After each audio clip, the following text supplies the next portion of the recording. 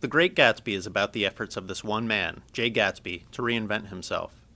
The narrator of the story is Nick Carraway, who moves out to New York from the Midwest and ends up living next door to Gatsby.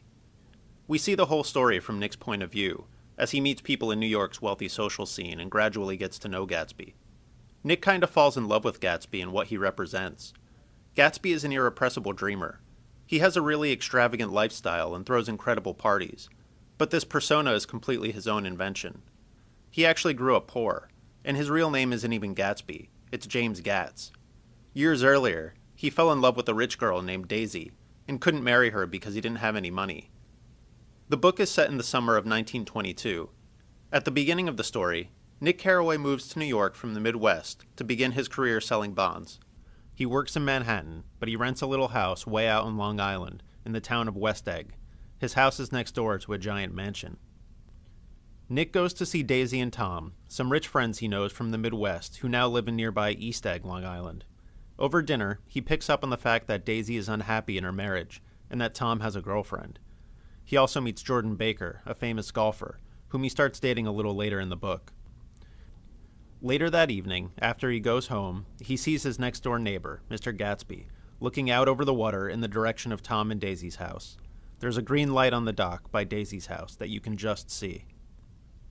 To get back and forth between West Egg and Manhattan, Nick has to pass through an ugly and depressing area filled with ash heaps. There's a gas station in this area, and a billboard with big eyes on it, advertising an optometrist. One Sunday, when Nick is on the train in this area, headed to Manhattan, Tom makes him get off and meet his girlfriend Myrtle. Myrtle is married to the man who owns the gas station, and she lives above a garage. Tom keeps an apartment in the city where he sees Myrtle. They all go there and have a party.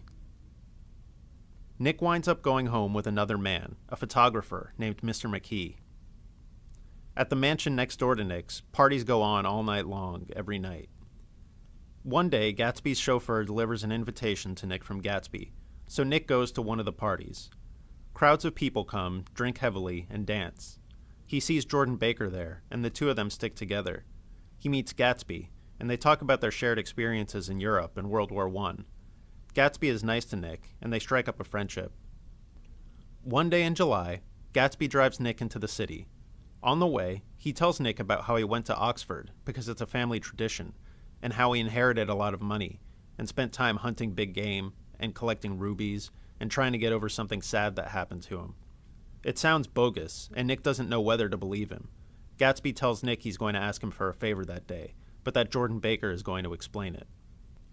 They have lunch with a man named Meyer Wolfsheim, a friend of Gatsby's whom Gatsby says fixed the 1919 World Series.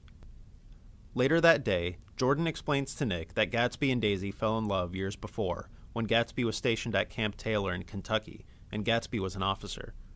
Daisy stayed in love with him, and almost ran off to New York to see him off. After the war was over, she got engaged to Tom Buchanan, but she almost didn't marry him because she got a letter from Gatsby. Now Gatsby wants to see Daisy, and he wants Nick to invite her to tea, because he wants Daisy to see his big house. Nick does what Gatsby wants, and invites Daisy and Gatsby over to his house for tea.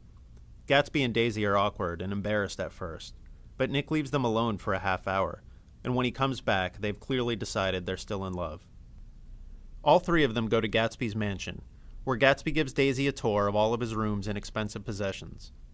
Daisy begins to cry when Gatsby shows her and Nick all the very costly shirts he had sent over from England, saying she's sad because she's never seen such beautiful shirts before. From then on, she starts coming to see Gatsby and having an affair with him. Daisy and Tom go to one of Gatsby's parties, where they see the usual crowd, plus a famous Hollywood actress and director. Daisy doesn't like it, so afterward, Gatsby fires all of his servants and stops having parties. Nick backtracks and tells us some of Gatsby's life story. Gatsby was the son of poor farmers in Minnesota. He wanted to become rich, but he also wanted to seem like someone who had always been rich, so he invented a new identity and new name for himself. He made friends with a rich man named Dan Cody and worked for him on his yacht. After Cody died, he became an officer, and he fell in love with Daisy at Camp Taylor. He was able to attract a rich girl because he had good manners, and the uniform made it impossible to tell if he was rich. Daisy waited for him for several years, but after the war she married Tom. Gatsby devoted the next few years to becoming rich and getting her back.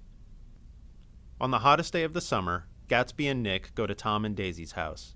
Gatsby is hoping to publicly confront Tom and have Daisy say she's leaving him. The whole party, including Jordan Baker, all drive to Manhattan and get a suite at the Plaza Hotel. Gatsby does confront Tom, and Daisy does reluctantly say that she never loved Tom and that she wants to be with Gatsby. Tom says it's all nonsense, that Daisy's not leaving him, and that he knows Gatsby is a criminal because he's had him investigated. Gatsby made his money in organized crime and selling illegal liquor. Daisy breaks down and admits that it's not really true that she never loved Tom. Tom sees that he's won, so he sends Daisy and Gatsby to drive home together in Gatsby's car. On the way back, in another car, Nick and Tom and Jordan discover that there's been an accident, and Myrtle has been hit and killed by Gatsby's car. Nick takes Tom home, and outside Tom and Daisy's house, he sees Gatsby lurking. Gatsby explains that Daisy was driving the car, and he's covering up for her. Nick goes up to the house and sees Tom and Daisy together in the kitchen, eating chicken.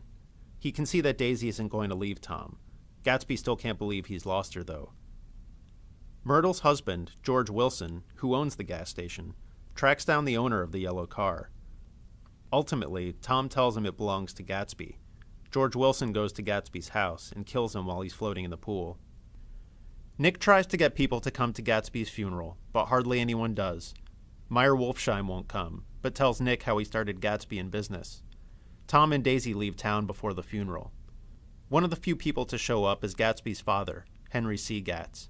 He says he's proud of what his son achieved, and he shows Nick a book with a written self-improvement schedule that Gatsby kept when he was younger, back when he was still just James Gatz.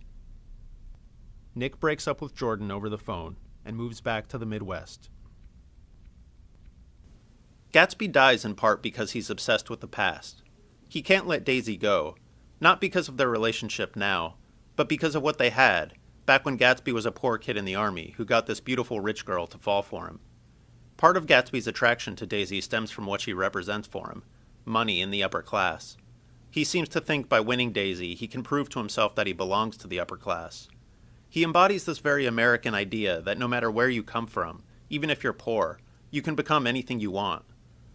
But the book suggests this idea is somewhat of a lie, because Gatsby has to resort to crime to make his money, and he's murdered pursuing his dream.